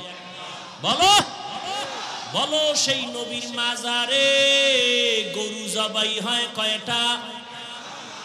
মোমবাতি জ্বলে কয়টা? ওই মাজারে সেজদা চলে কয়টা? নবীর দরবারে আর মাজারে নারী পুরুষ এক জায়গায় বইয়া ঢোল বাজায়া জিকির করে কয়দিন?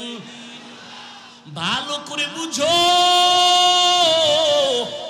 দুনিয়াতে মদিনার দরবার থেকে আর একটা দরবারও নাই, মদিনার মাজার থেকে দামি কোনো মাজার নাই।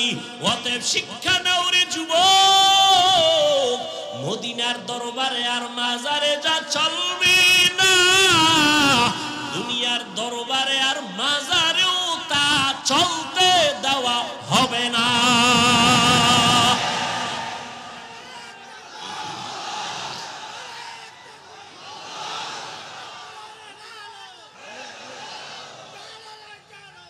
ভাইরা আমার, মাজারে মোম জ্বালাইলে যদি আল্লাহ খুশি হয়, তাহলে অর্ডার দিয়ে একটা বড় মোম নবীর মাজারে আগে নেওয়া উচিত না?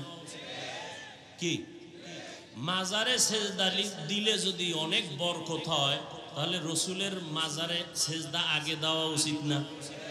কেউ দিছে? এই পাগলামি কেন? আল্লাহ হেদায়েত দান করে। जिंदगी में बंदगी तू करना है,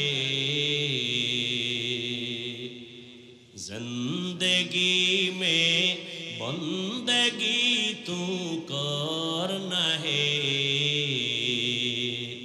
जिंदगी बे बंदगी शर्मिंदा है, जिंदगी बे बंदगी शर्मिंदा है। यहाँ हम सब मुसाफिर दिल ना लगा,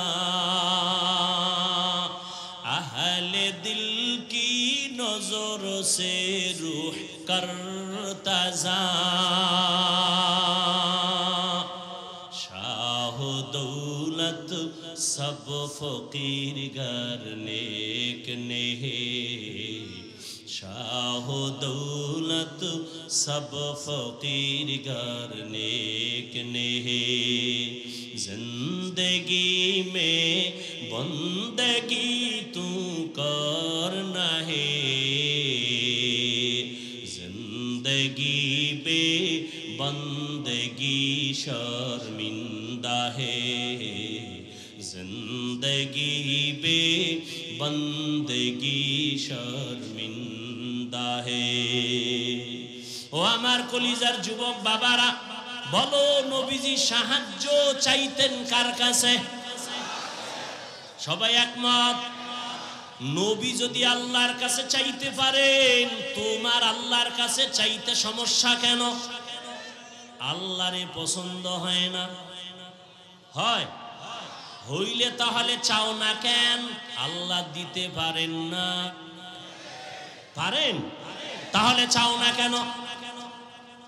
আল্লাহ তো দেওয়ার জন্য রাতের গভীরে প্রথম আসমানে এসে ডাকেন, ও আমার গোলাম আর কত ঘুমাবি, ও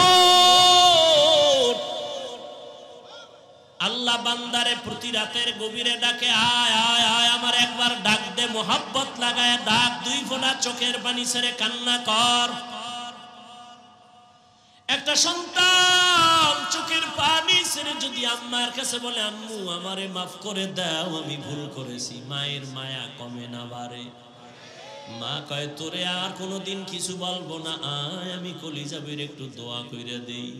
একটা ছাত্র অন্যায় কইরা যদি কান্না করে বলে আমার ওস্তাদ জি আমারে মাফ করে দেন, ওস্তাদের মায়া বাড়ে না কমে? ওরে কান্না দেখলে যদি সন্তানের কান্নায় মায়ের মায়া বাড়ে, ছাত্রের কান্না দেখলে যদি শিক্ষকের মায়া বাড়ে, ওরে আমার মাওলার মায়া কি কম? ওরে আমার মাওলারে যদি দুই ফোঁটা চোখের পানি ছেড়ে একবার ডাক দিতে পারো, হে মালিক, এই জমিনে আমার মতো গুনাহগার কেউ নাই। মানুষ আমারে কত সম্মানের চেয়ারে বসাইছে, আসলে আমার মতো খারাপ জমিনে কেউ নাই। আমি চোখ বন্ধ করে দেখলাম গুনার কারণে আমার হাত না পাক, আমার চোখ না পাক, আমার জিহ্বা না পাক, আমার অন্তর না পাক। এই অবস্থায় যদি আজরাইল আমার রূহটা নিতে আসে, আমার মনে হয় আমি ঈমান নিয়ে মরার বিছানায় যেতে পারবো না রে বাবা। ও আল্লাহর বান্দারা, আজকে তোমাদের পাও ধইরা ধইরা বয়ান করি কেন? এতক্ষণ যে চিল্লাইয়া বয়ান করলাম, একবারও বলি না ও কলিজার যুবকেরা তাড়াতাড়ি পাগড়ি লাগা, হাতে তসবিহ নে, স্কুলে তালা লাগায় মাদ্রাসায় আয়। একবারও বলি নাই বলবো না, তাহলে বলবো কি?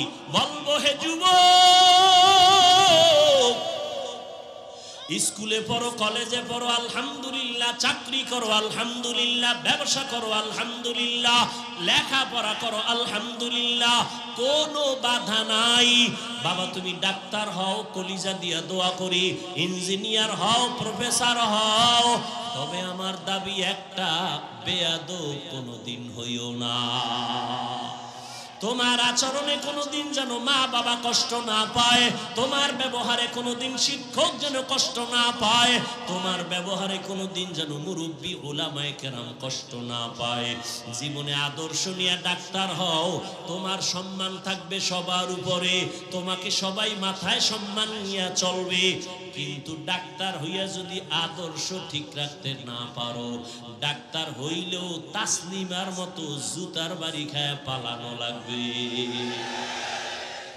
ঢাকা কলেজের প্রফেসর আহমদ শরীফ ক্লাসের মধ্যে ঢুইকা কয়, এই ছেলে মেয়েরা আমার চিনস্তি? কয় চিনি স্যার।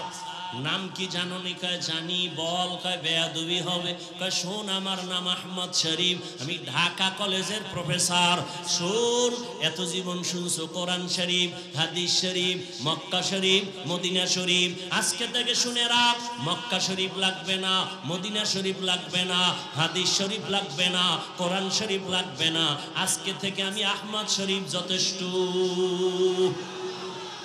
মরার আগে ছেলে মেয়েকে বলে গেছিল, আমি মরার পরে কবর বিশ্বাস করি না, আমি মইরা গেলে কবরে তোরা দাফন করবি না। ঠিকই ওই নাস্তিক বেঈমানের কবরে দাফন করা হয় নাই, সন্তানেরা দেহটা দান করে দিছে হসপিটালে, ওর কপালে কবরও নাই। এই প্রফেসর হইয়া লাভ নাই রে বাবা, সম্মানের একটা ডাক্তার হও, ইঞ্জিনিয়ার হও, প্রফেসর হও, মানুষ যেন তোমার কলিজা দিয়া দোয়া করে।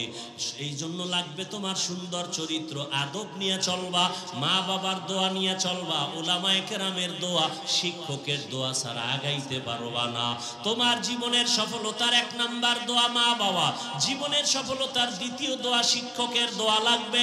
আমার আব্বা আম্মা আমাকে দোয়া করছেন, আল্লাহ আমাকে ভালো বানাইছেন, কিন্তু এই চেয়ারে বৈশা বয়ান করা আমার আব্বা আমাকে শিখান নাই, আম্মা আমাকে শিখান নাই, আমাকে হাতে কলমে দইরা দইরা আমাকে কথা শিখাইছেন, লেখা শিখাইছেন, বলা শিখাইছেন আমার শিক্ষক। অতএব শিক্ষকের অবদান ভুলার মতো না। যদি খবরদার মা বাবার দোয়া আল্লাহর কসম তোমার জীবনের সফলতার চাবি, শিক্ষকের দোয়া তোমার জীবনের সফলতার চাবি, উলামায়ে কেরামের দোয়া সফলতার চাবি। ঠিক এর বিপরীতে মা বাবার বরদোয়া তোমার জীবনের জন্য আগুন, ওস্তাদের বরদোয়া তোমার জীবনের জন্য আগুন, উলামায়ে কেরামের বরদোয়া তোমার জীবনের জন্য আগুন। আজকে বাংলাদেশে যত ঝামেলা দেখতেছো, আলেমদের সাথে বেয়াদবির ফলাফল। এই জন্য যুবকেরে বলি, পাও দুইটা ধইরা বলি, অঙ্গীকার কর, শপথ কর, ওয়াদা কর, জীবনে মা বাবার দোয়া নিব। দোয়া নিতে না পারলেও অঙ্গীকার কর বদদোয়াটা নিবি না। যদি নেও মরার আগে পঙ্গু হয়ে যাবি, চাকার তলে মাথা ঢুকে যাবে, টেরি পাবি না। শিক্ষকের দোয়া নিবি, যদি নাও পারো অঙ্গীকার কর কোনদিন শিক্ষকের বদদোয়া নিবা না। যদি পারো উলামায়ে কেরামের দোয়া নিবা, যদি না পারো অঙ্গীকার করো কোনদিন বেয়াদবি করে বদদোয়াটা নিবা না। এই অঙ্গীকার কইরা যদি চলো, ডাক্তার হলো তোমার জীবন সফল, ইঞ্জিনিয়ার হলো তোমার জীবন সফল। এই জমিনে বাবা তুমিও মুসলমান, আমিও মুসলমান, তোমার আমার আল্লাহ দুই না এক, তোমার আমার নবী এক, তোমার আমার কোরআন, তোমার আমার কাবা, তোমার আমার ধর্ম, তোমার আমার কালেমা, সব এক না? তোমার আমার আল্লাহ এক, নবী এক, কোরআন এক, কাবা এক, ধর্ম এক, দুনিয়াতে আসছি তাও এক। বিদায় বেলা কাফন হবে তিনটা, কালার হবে আলাদা। কাফনের সংখ্যাও কি? যত বড় টাকাওয়ালা হও না কেন, মইরা গেলে একটা কাফন কেউ বাড়াইয়াও দিবে না। গরিব রিকশাওয়ালা হইয়া যদি মরো, একটা কাফন কেউ কমাইয়াও দিবে না। আমারেও তিন কাফন, তোমারও তিন কাফন। কালার আলাদা না সব এক? কি কালার? কাফনের উপরে লেখা থাকবে বড় হুজুরের লাশ, কাফনের উপরে লেখা থাকবে কোটিপতির লাশ। তাহলে এত ভাব দেখাও কেন? আমি বক্তা বক্তা ভাব দেখাই, তুমি টাকার ভাব দেখাও। যত ভাব দেখাই না কেন, সাদা কাফনে যেদিন ঢুকবো ওদিন সব বাহাদুরি শেষ হয়ে যাবে। কবরের সাইজও হবে এক, কবরে রাখার পরে প্রশ্ন হবে তিনটা, তাও এক। নাকি আপনাদের প্রশ্ন আলাদা? কে স্কুলে পড়ে, কে কলেজে পড়ে, কে মাদ্রাসায় পড়ে, কে হুজুর না, কে ডাক্তার, কে রোগী, কে ইমাম, কে মুক্তাদি, কে পীর, কে মুরিদ। সবার বেলায় প্রশ্ন তিনটা। রবের পরিচয় দাও, ধর্মের পরিচয় দাও, রাহমাতুল লিল আলামিনের পরিচয় দাও। নবীজি বলেন এই তিনটা প্রশ্নের জবাব যে দিবে তার জন্য কবর হবে রাউযাতুম মির রিয়াজিল জান্নাহ। আর এই তিনটা প্রশ্নের জবাব যারা দিতে পারবে না, তাদের কবর হবে হুফরাতুম মিন হুফারিন নার। যারা জবাব দিবে তাদের জন্য ভালো, দিতে পারবে না কপাল খারাপ। এখন পারবে কারা? আমরা হুজুরেরা। কি হুজুর হইয়া কবরে জবাব দিতে পারবো গ্যারান্টি? আরে আমরা হুজুর কেন? রহমতের নবীর হাতে করা সাহাবা, 10 জন সাহাবা জান্নাতের টিকিট পাইছেন হাতে, পাইছেন না? তারা কত দামি, তাদের নামাজ কত সুন্দর, তেলাওয়াত কত সুন্দর, জিকির তেলাওয়াত রোজা কত সুন্দর। এই যে জান্নাতের টিকিট পাইয়া তারা জীবন ভর শুধু কান্না কান্না কান্না কান্না। রহমতের নবী বলেন আমি রাতের বেলা আমার হুজরায়, আম্মা জান আয়েশার হুজরায় আমি ঘুমায় গেছি। আমার চোখ ঘুমায়, আমার অন্তর ঘুমায় না। হঠাৎ রাতের গভীরে শুনি কান্নার আওয়াজ। রাতের গভীরে কে আমার মসজিদে কে কাঁদে? আমার চোখ সজাগ হয়ে গেল। আমি উঠে তাকায় দেখি মসজিদে নববীর মধ্যে এই রাতের গভীরে অচেনা কেউ কাঁদে না। জান্নাতি সাহাবী, 1 নম্বরের সাহাবী জান্নাতি, আমার কলিজার আবু বকর নামাজে দাঁড়ায় দাঁড়ায় কান্না করে। মায়ার নবী হেঁটে হেঁটে বাইর হইলেন। এবার নামাজ শেষ, নবী পেছনে তাকায়া দেখে আবু বকর হাউ মাউ করে কাঁদতেছেন। নবী নামাজ শেষ করার পরে জিজ্ঞাসা করলেন, আবু বকর আপনি রাতের গভীরে সবাই ঘুমায়, আপনি কেন নামাজে দাঁড়ায় কান্না করলেন? আবু বকর বলেন, ইয়া রাসূলুল্লাহ, আমি আমার মালিকের আদালতে কেমনে দাঁড়াবো সেই ভয়ে কান্না করতেছি। নবী বললেন, আপনাকে তো আল্লাহ জান্নাতের টিকিট দিয়েছেন, আবার ভয় কেন? আবু বকর বলেন, ইয়া রাসূলুল্লাহ, যেই আল্লাহ আমাকে জান্নাতের টিকিট দিছেন, আমার ভয় লাগে আবার না জানি কোন আমলের দ্বারা আল্লাহ বেজার হইয়া টিকিট আবার ক্যান্সেল করে দিতে পারে। এই ভয়ে কান্না করি। কারণ নবী আপনিই তো বয়ান করেছেন হাসরের ময়দান হবে বড় ভয়ঙ্কর। যেই ভয়ঙ্করের কথা বলতে গিয়া নবী আপনি পর্যন্ত যার যার কান্না করেছেন, বুক ভিজায় দিছেন কান্না করে। কেমন ভয়ঙ্কর হবে হাসরের মাঠ। নবী আপনি তো বলেছেন জমিনটা হয়ে যাবে পুরা সমান, আল্লাহর আদালত হবে সিরিয়ার জমিনে বা আরাফাতের ময়দানে। জমিনটা সূর্যের নিচে এসে এমন তাপ দেওয়া শুরু করবে, সূর্যের গরমে জমিনটা হবে তামা। ও নবী আপনিই তো বয়ান করেছেন হাসরের ময়দানে সূর্যের গরমে জমিনটা তামা হয়ে যাবে। অন্যদিকে জাহান্নামের আওয়াজ, আবার আমার মাওলাও তো রাগান্বিত আওয়াজ দিবেন আর বলবেন, লিমানিল মুলকুল ইয়াউম লিল্লাহিল ওয়াহিদিল কাহ্হার। ওই দিন নবী আল্লাহ রাগান্বিত আওয়াজ দিবেন, আল্লাহ তাআলার কুদরতি রাগান্বিত আওয়াজে হাসরের ময়দানটা থরথর করে কেঁপে উঠবে রে মুমিন। ও নবী আপনি বলেছেন ওই সময় হাসরের এমন ভয়াবহ অবস্থা হবে, জাহান্নামের চিৎকারের আওয়াজ। জাহান্নাম বলবে, আল্লাহ বেনামাজিগুলো কই, বেপরদাওয়ালারা কই, গুনাহগারগুলো আমার পেটে দাও, আমার পেটে বড় ক্ষুধা।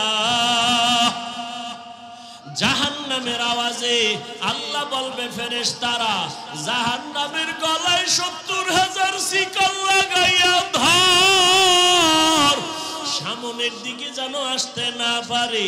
আমি বিচারটা শেষ করে নেই, তারপরে ওর খোরাক দিব। জাহান্নামকে ধৈর্যই রাখতে পারে না। এমন এক অবস্থা, রহমতের নবীও কান্না শুরু করবেন, আল্লাহ জাহান্নামের ফিরাও, আমার একটা উম্মতেরও যেন ধরতে না পারে। আমার উম্মতের যদি জাহান্নাম খাইয়াই ফেলায়, আমি জান্নাতের দরওয়াজায় যাব না। তখন আবার আল্লাহ ফেরেশতাকে ডাকবে, আয়। আল্লাহ কুদরতের হাতে একটু পানি দিয়া বলবে, জাহান্নামের গায়ে পানিটা ছিটাইয়া দাও। ছিটাইয়া দেওয়া মাত্র জাহান্নাম দ্রুত গতিতে পেছন দিকে ভাগতে থাকবে। ফেরেশতারা বলবেন, আল্লাহ ৭০,০০০ শিকল লাগাইয়া যেই জাহান্নামকে ধরে রাখতে পারলাম না, এমনকি বরকতের পানি দিলা, একটু পানি দেওয়া মাত্র জাহান্নামের এমন দৌড় পেছন দিকে ভাগা শুরু হয়ে গেল। ও আল্লাহ, এটা কোন বরকতের পানি? এটা কি হাউজে কাউসারের পানি, নাকি আবে হায়াতের পানি, নাকি দুনিয়ার কোন সমুদ্রের পানি, নাকি জমজমের পানি, নাকি এটা বৃষ্টির বরকতি পানি? আল্লাহ বলবে, না ফেরেশতা, এই পানিটা আবে হায়াতের পানিও না, এই পানিটা কাউসারের পানিও না, এই পানিটা জমজমের পানিও না, এই পানি আমার নবীর গুনাহগার উম্মতের চোখের পানি। ওই বাংলাদেশ মাঠের মধ্যে বসে কান্না গুনাহগারেরা চোখের পানি সে কান্না করেছে, আর বলছে ওদের পানি। জীবনের শয়তানের ধোঁকায় কত নামাজ ছাড়লাম, কত বেপরদায় চললাম, ও আল্লাহ জীবনে কত গাড়ি কাটলাম, আর জীবনে নামাজ ছাড়বো না, আর গাড়ি কাটবো না, বেপরদায় চলবো না। ওই আমার নবীর গুনাহগার উম্মতের চোখের পানি। ও বেনামাজি বাবারা, ও আমার কলিজার যুবক, টুপি মাথায় দিয়েছে জাহান্নামের আগুনের ভয়, নামাজ পড়ি, পর্দা করি, হালাল খাই, কই আমরা তো না খাইয়া মরিয়া হইয়া যাই নাই, সম্মান আমাদের কমে নাই। তোমার মতো কত যুবক স্কুল কলেজে পড়িয়াও তো নামাজ ছাড়ে না, দাড়ি কাটে না। বলো বাবা তোমরা কেন পারো না? তোমার মতো যুবক চাকরি করে, ব্যবসা করে, দাড়ি কাটে না, নামাজ ছাড়ে না, কেন তুমি পারবা না? তোমার মতো যুবক দোকানদারি করে, নামাজ পড়ে, শ্রমিকের কাজ করে, নামাজ পড়ে, তোমার মতো যুবক গাড়ি চালায়, নামাজ ছাড়ে না, বলো তুমি কেন পারবা না? ও পর্দার আড়ালের মা বোনেরা, আপনার মতো কত মা, কত বোন নামাজ পড়ে, পর্দা করে, মোবাইলে সময় নষ্ট করে না। ও আমার বেনামাজি বাবারা, দাড়ি কামানেওয়ালা বাবারা, ওই আল্লাহর কোরআনটাকে কি মিথ্যা মনে করছো? নবীর কথা মিথ্যা মনে করেছো? না না, তোমার অন্তর যদি বলে সত্য, গুনাহগারের জন্য জাহান্নাম তাও সত্য। এখনো পায়ে হাত রেখে বলি, একটু তওবা করে আমার আল্লাহকে গোপনে ডাক দাও, আর বলো হে দয়ার আল্লাহ, এই জীবনে কত দাড়ি কাটলাম, নামাজ ছাড়লাম, বেপরদায় চললাম, আজকে থেকে তওবা করলাম, আর নামাজ ছাড়বো না, বেপরদায় চলবো না, আর নবীর তরিকার বাইরে চলবো না, আর দাড়ি কাটবো না, মা বাবার সাথে বেয়াদবি করবো না, উলামায়ে কেরামের দোয়া নিয়া, শিক্ষকের দোয়া নিয়া নবীর তরিকায় চলবো।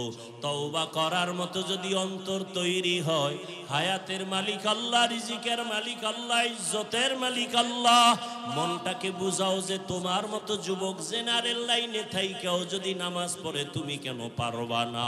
তওবা করার মতো যদি নিয়ত হয়, মনে মনে আমার আল্লাহকে বলো, আর 2 ফোঁটা চোখের পানি ছেড়ে কান্না করো, আর বলো আল্লাহ তোমার দরজা ছাড়া আর কোনো দরজা নাই। গুনার কারণে দিলটা শক্ত, চোখে পানি নাই।